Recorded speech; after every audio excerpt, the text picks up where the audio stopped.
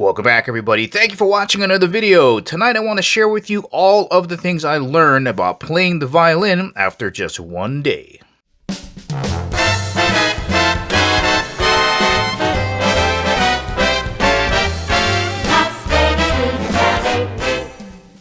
And as always, guys, if at the ending of the video you want to purchase this violin and help support the channel, make sure you check out the link in the description below because we do get a commission if you purchase this violin. The violin kit we're going to be using is from a company called Fesley. This is their deluxe edition, and it pretty much comes with everything that you're going to need to get started, including this hard case. And as we've seen earlier, the violin itself and a bow. You're also going to get a cloth to cover your violin when it's on the case. You're going to put that on the top of the violin. A shoulder rest if you want to use that. Set of extra strings. Cleaning cloth, polishing cloth. Some rosin for your bowstring. A tuner. And a fingering chart. Now, the first thing I learned is that some violins, when you get them, are not set to go right out of the box. There's a little bit of setup involved, and the first thing they advise you to do is to look down inside one of the F-holes and to see if the sounding post is set up. And you can see it right there. So if you pick up the violin and you shake it and you hear it rattling around in there, you got to send it back because it does take some specialized tools to fish down in there and get it to be wedged from the top plate to the bottom. Now, it's got some pretty important reasons why it's there. Number one, you can see that the strings are really pulling down on the bridge and it needs a little bit of support in there, so it acts as a support. It also is responsible for picking up the vibration that's coming down from the strings and goes down to that and vibrates the rest of the body. That's why it's called a sounding post. I've seen a few videos that demonstrate the quality of sound or the difference in quality of sound between when the sounding post is in and when it's out, and it is a massive difference. With the post out, it basically is like the vibrations are coming through here and it ends on the bridge and it doesn't transfer to the body of the violin, like it doesn't resonate through the body, so you get a lot more vibration and tone. It just fills up the body when that post is inserted. Now, the strings were already installed, but they were loose because you still had to install the bridge. Now, I had always thought that the bridge was physically connected to the top plate of the violin, but it's not. So you got to know how to install this. So it's going to be high side on this side, and it just kind of falls down this way. That's how I remember it, is that it falls this way, falls lower, right, lower. And then you're going to look at the F-hole. You got these little notches right here, so you're going to kind of line it up like this so that it's 90 degrees. And you also want to make sure that it's not slanted that way or that way. Now, of course, you want to make sure that as you are wedging up the bridge, you want to make sure that there's enough slack in the string so you don't snap anything. So make sure that you got enough slack in there. And then when you got it set up like this, you're going to slowly tighten the strings up by using these pegs here. So when you turn it going upwards, it'll make the strings tighter, making the notes higher. And then going down will be lower for lower notes. And it's the same for both sides. Now, the first thing I learned about tuning a violin is that these are not like guitar pegs. They don't just turn and set. You actually have to push in and then turn. Because when you get them, the pegs are not pushed all the way through. So you actually have to support it with one hand, push in, and then just turn, and then it'll stay.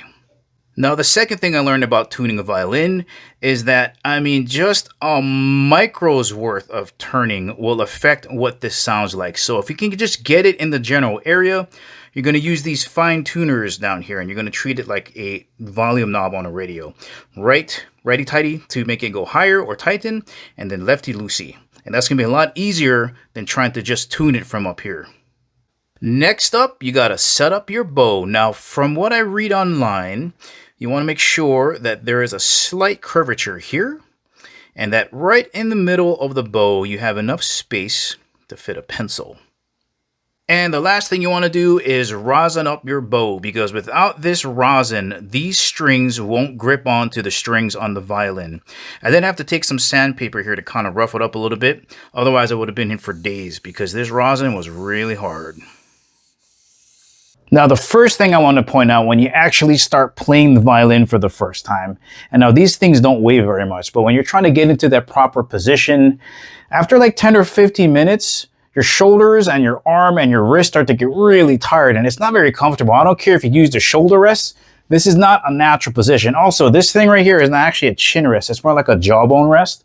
So you're kind of cranking your neck like this, and you're looking over like this. And that's not incredibly comfortable when you first start. So it gets really tiring, even though these things don't weigh very much. Now on that topic, as you're kind of looking down the fingerboard here, because there's no frets here to give your fingers a reference point of where to go, I mean, it's really easy to get a really sour sounding note, whether it be sharp or flat. So you really got to get good at memorizing where to put those fingers at. Now here's a whole bunch of other stuff that I didn't even consider, because when you watch a concert violinist play, they make it look so easy, but they're basically working in a space from the ending of the fingerboard here to the bridge. That's it. That space right there. That's where all of that work happens. And you got to make sure that you hold a straight bow, that it's not slanted that way or it's not slanted this way. And when you're playing, you really can't tell. So if you practice in front of a mirror, you can totally tell. But like when you're looking down this way, it's impossible to tell, because if you're off center, it affects the pitch and the tone. Sometimes it gets super scratchy. Sometimes it gets flat. Sometimes it sounds thin. So keeping it right down the middle is super important, and you can't tell when you're looking it down like this as a beginner. It's impossible. Some other things I noticed is that you don't really want to apply a lot of tension down on the strings as you're stroking along here. You really want to let the weight of the bow do it, and then the weight of your elbow is enough to do it. Like, you don't want to press down on it, because sometimes it'll be super screechy, and I think that's what causes some of that bow bounce. I also notice as well, as you're coming down this way, it takes a little bit more muscle, a little bit more weight to press the tip of the bow down than right up here at the frog. So it's a little bit easier to play here than it is here. And it seems a little bit more bouncy in the middle of the bow as well.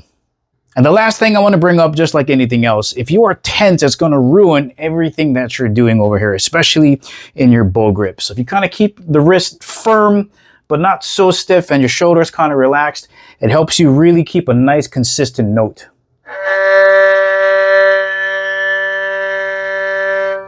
All right, let's try a scale.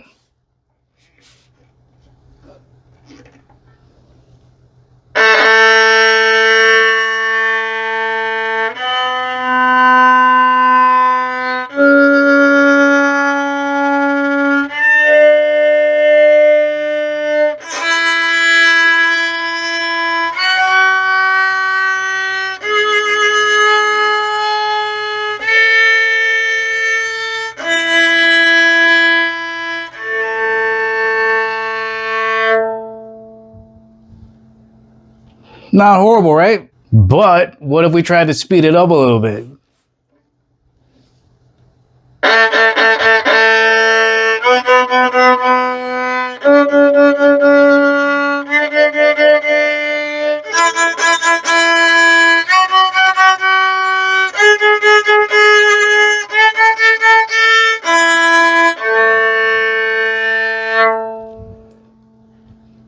Well, all right, guys, that's everything I learned in my first 2 days of playing the violin. Beautiful instrument. I mean, I think you could probably ride this entry-level set for a long time if you're thinking about picking it up.